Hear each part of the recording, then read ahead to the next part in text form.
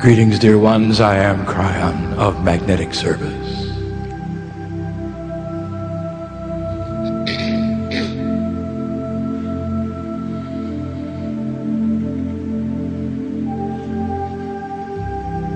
It is again, we say, that the energy which is presented to this place is pure. Again, we say there is no agenda. There is no manipulation. There's no plan to capture your will, only to open your heart. And that's not an agenda.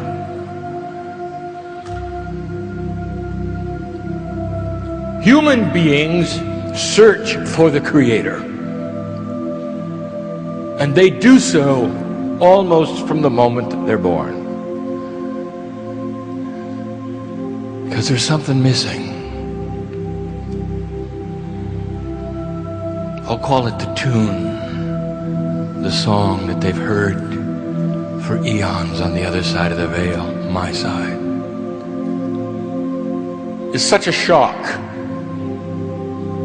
to be born into this planet in the human body, to suddenly have the cellular structure presented to you yet again. Such a shock to the system that is the soul. But the thing that is most obvious from the one side to the other is the feeling that you are alone. And you spend so much time looking for the missing piece. And you can call it whatever you want. Oh, some of you have discovered, perhaps in your houses of worship,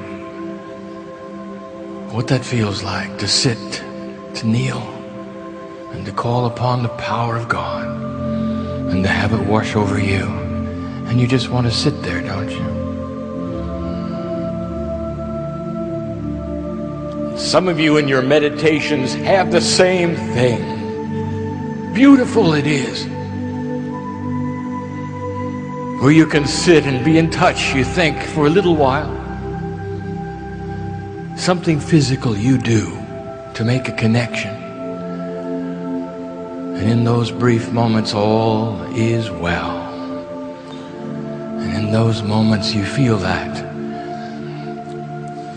time where you touch the face of God a little bit. And when you do, you hear the music, and all is well. You spend a lot of time trying to recreate something that is missing. Humanity has always done this. I know why. For the music never stops for me.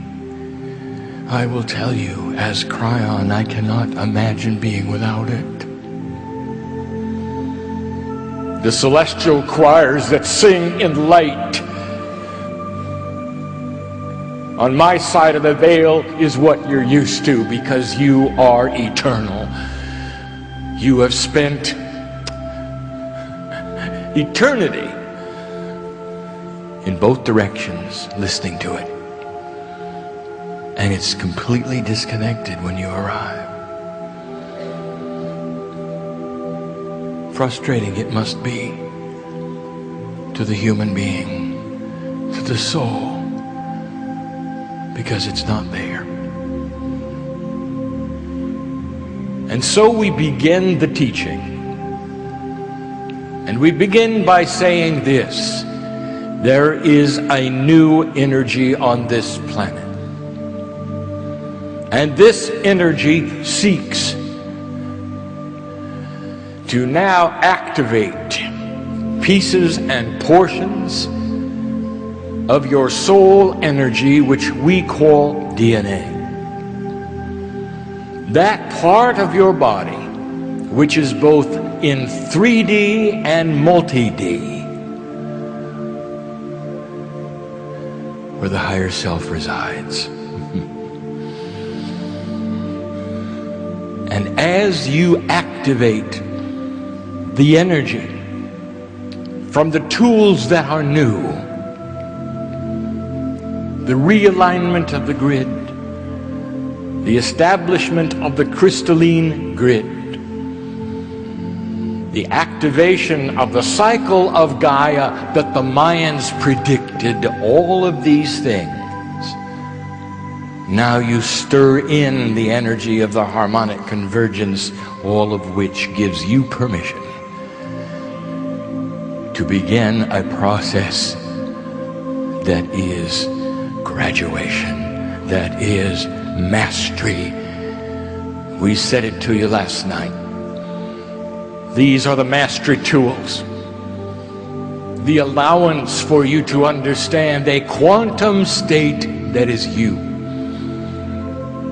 And in the process, some of you will begin to hear the music. I promise. I promise. And it won't be something that you have to sit and meditate to accomplish, only for a moment or two. Because DNA, when activated, stays that way. You don't turn it on and turn it off. Oh, it is a complex puzzle, this. And I challenged my partner this night to be careful and go slow so that it is directed properly, explained succinctly.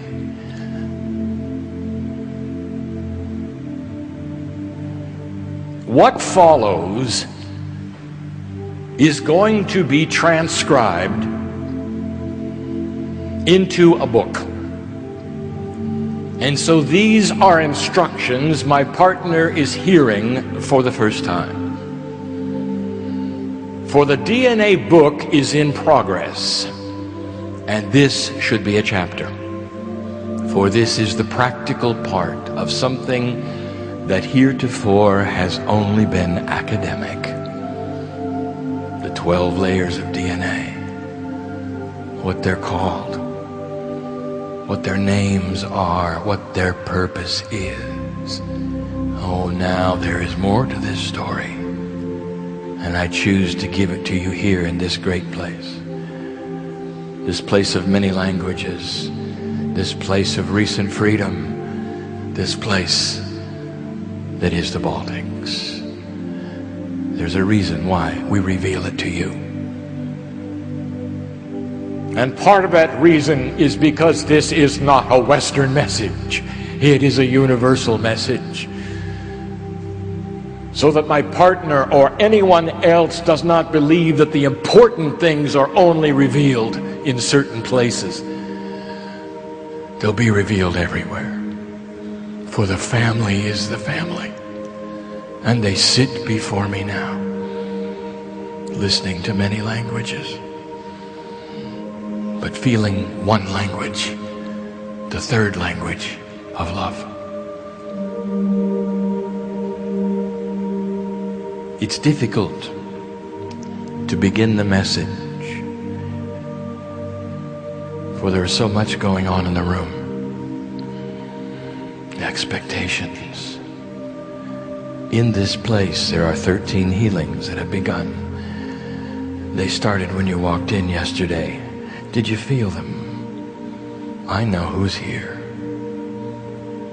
Despite the message, some of you will leave completely different than you came. One message is being given about DNA, and other messages are being given in love profoundly, at a state of mind, a state of emotion, a quantum state where literally the angels walk between the seats and touch those who want to be touched. It's a good time to see the colors on the stage, for those of you who can see them, for they are here in grand fashion. Take a look. This is the energy you came for. And one of them is green, spreading out in this place, this big place. And some of you needed to hear that. I'm not here to ignore why you came. So let this teaching begin.